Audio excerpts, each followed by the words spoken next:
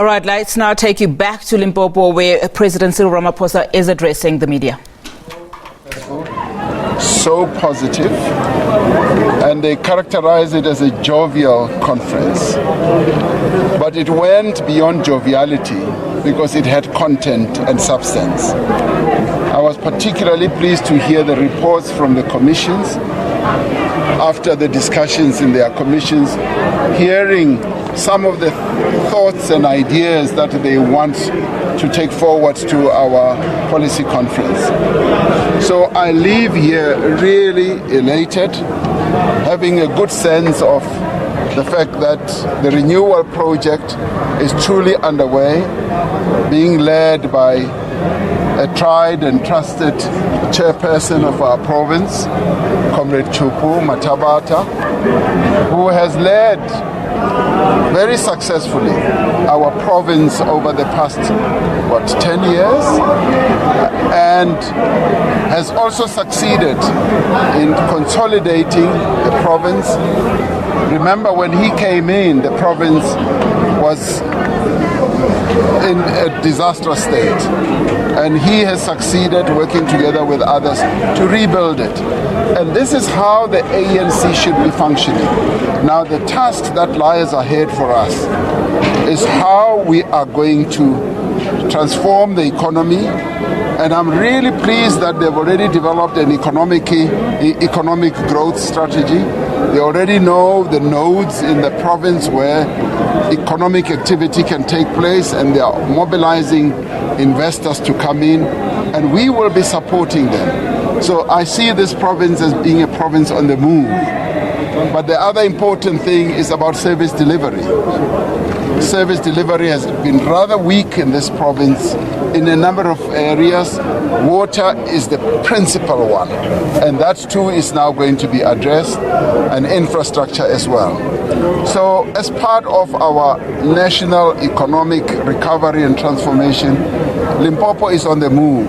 The governance level, I'm quite happy and satisfied with what I've seen. Local government is what we are now also going to pay attention to. So things are going to start moving forward now that we've got a really good and youthful and genderized leadership as well, with many more women in the leadership. I think we will do better and very well in this province. Thank you very much. No, thank you very much. We're not going to be taking a lot of questions, but of course we can allow one or two. Okay? Sure. Okay. No. Okay. All of you have raised your hands quickly. Media from Eyewitness News. Mr. President, inside you decided to break your silence about the robbery. Quick question, why not provide the proof? A lot of the questions that are rising from this is that the presidency and yourself say, look, this is what that money is about. However, if there are records, why not provide the records and just show what it's about for people to dispel whatever rumors are there? Yes, but that is part of the whole process of investigation, as I said. So let us allow that to take its due course. And that's precisely what I was giving a little bit of color on. And let's allow this process to move on.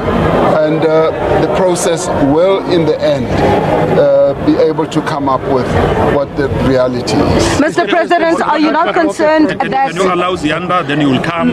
Mr. President, as you've already broken your silence, are you not concerned that all these suspects 2 years have, been on the loose? And why didn't you then open the case, seeing that now it's coming in the manner that it has? You've alluded that this is a political agenda. Is that even a fair statement to make? Well, there's part of that, but then again, as I said, this whole matter will also be fully investigated, and all the issues that are gaps and loose ends will also be addressed. Sipamandla Koke from ANC, how much was stolen from your farm?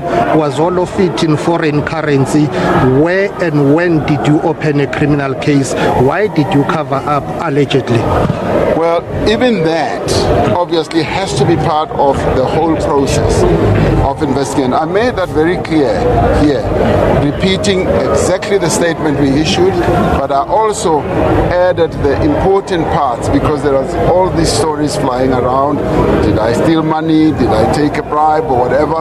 And I've made it clear that I've never stolen and will never steal money from the taxpayer. How much was stolen?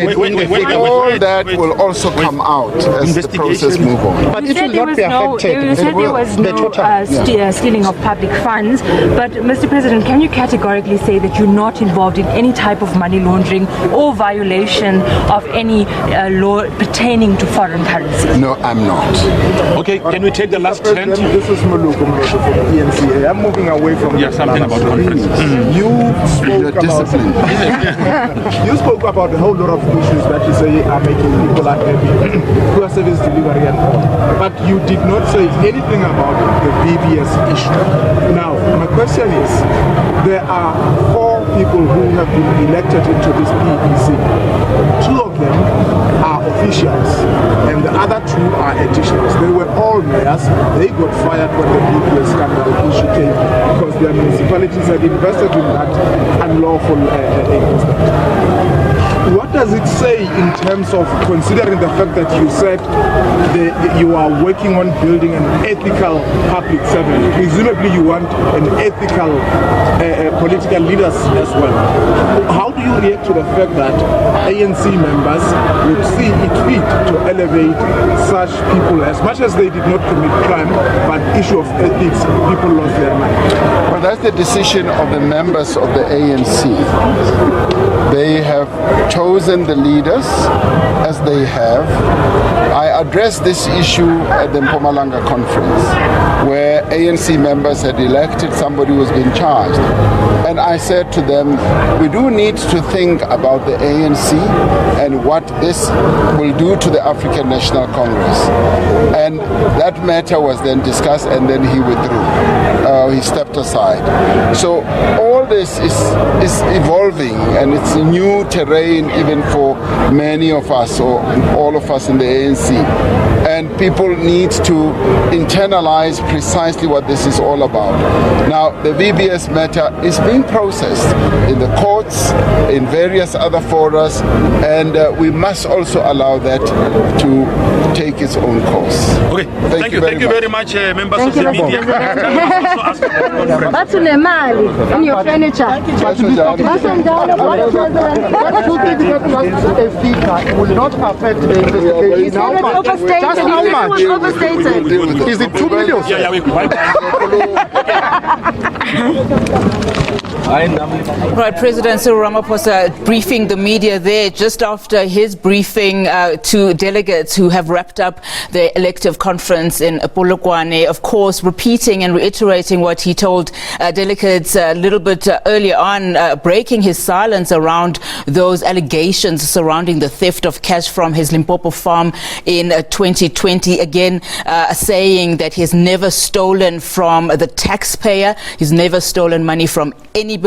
His comments come, of course, in the wake of the criminal charges laid against him by former State Security Agency DG Arthur Fraser. Of course, Ramaphosa also earlier saying that his integrity as a leader will never allow him to steal money from anyone, and that he will continue in his capacity as the president of the country and of the ANC to fight corruption, suggesting earlier on that there is a political agenda in light of these accusations.